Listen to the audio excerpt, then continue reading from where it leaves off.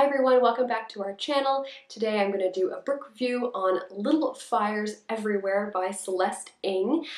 This is Celeste's second novel. Her first one was Everything I Never Told You, which came out a few years ago. I read that, enjoyed it, didn't love it, but I liked it enough that I wanted to check out her next book. Little Fires Everywhere has had a fair amount of buzz, so I wanted to check it out for myself and see if I thought it was better than her first novel, you know, sophomore slump and all that. I'm happy to say that was not the case, but let me give you a bit more information before I dive into my review. So Little Fires Everywhere follows a couple different families. There's the Richardsons. They live in this big house very comfortably in Shaker Heights, Ohio, which is a suburb of Cleveland. There's the four Richardson children as well as their parents, and then the Richardsons have a rental property and a new tenant moves in. Her name is Mia. She has a daughter named Pearl, and Pearl becomes friends with one of the Richardsons' kids, Moody. And by becoming friends with Moody, she ends up becoming friends with all of the Richardson kids, as they are all very close in age. And because the Warrens are renting from the Richardsons, there is a relationship formed there between Elena, the mother of the Richardson kids, and Mia, mother of Pearl. Now, haha, mother of Pearl. The Richardsons are rich. They have a lot of money. Elena has lived very comfortably her whole life.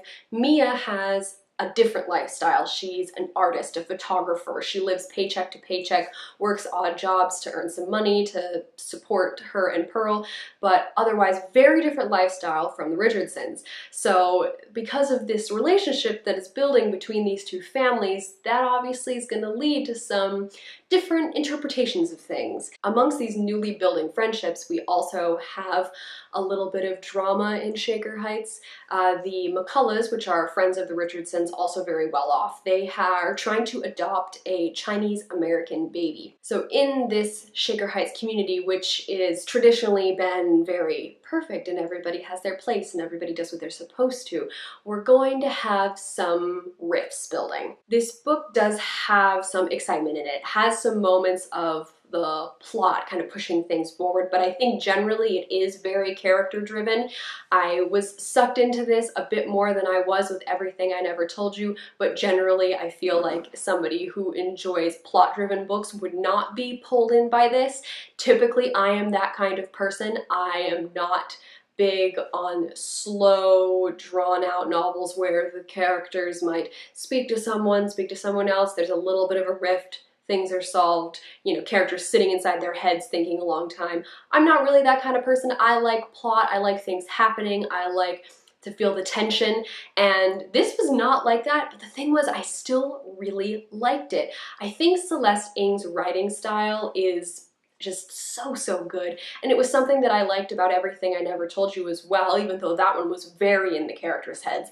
This one is still in the characters' heads. We learn so much about them. We get to focus on Mia and her daughter Pearl. We focus on Elena. We focus on the four Richardson kids, Lexi, Trip, Moody, and Izzy. And we also get in the heads of a couple other characters as well. And each time we do that, it just feels so natural. It feels right. We'll be focusing on the actual plot-driven part, and then we'd go take a sidestep and we'd get in the head of one of these characters and we'd understand their backgrounds, where they're coming from, why they might have said something, why they're thinking something, and then you jump back to a different character, get to, you know, move ahead in the plot a little bit, and then you see from their perspective and you see how they might have interpreted something else that other character said. And although that might not always work, I think it works so well in Celeste's books. It's the perfect balance between the two. You get to know these characters so well. They feel like they could be real people. The idea of Little Fires Everywhere is actually introduced right at the beginning, in which we find out that the Richardson house is currently on fire, and it was set by all of these little fires in a bunch of different rooms.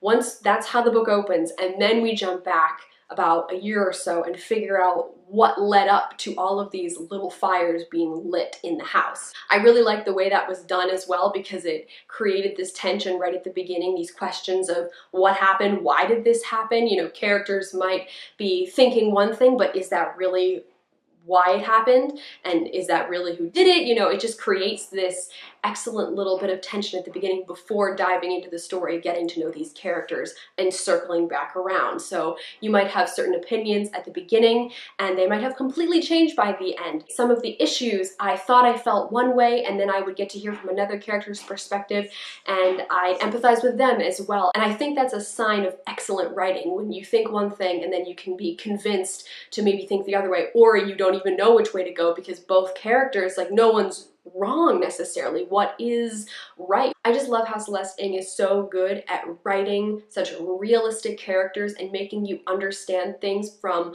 multiple points of view. It just adds just that little extra spark to the story that I really enjoy. I did enjoy how the book ended as well.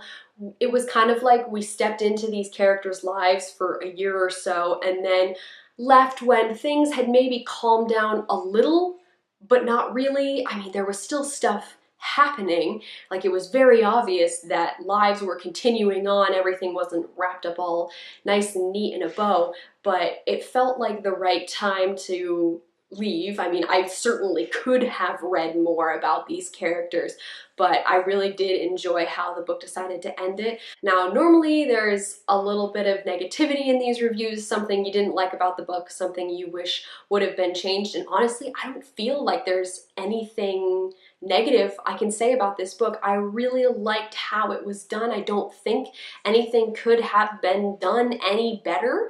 I liked how it was written. I liked the characters. I liked the plot. I liked where we were left at the end of the book. I think it was great the way it was, and I'm sure not everybody agrees with me, but for me, this was fantastic, and that's really saying something because I am not usually someone that gets sucked into fiction books, but this finally happened for me again. It's been a long time since I feel like I've been sucked into a fiction book. I tend to usually only feel that with nonfiction. So for that reason, I'm going to give this book 5 stars, 5 out of 5.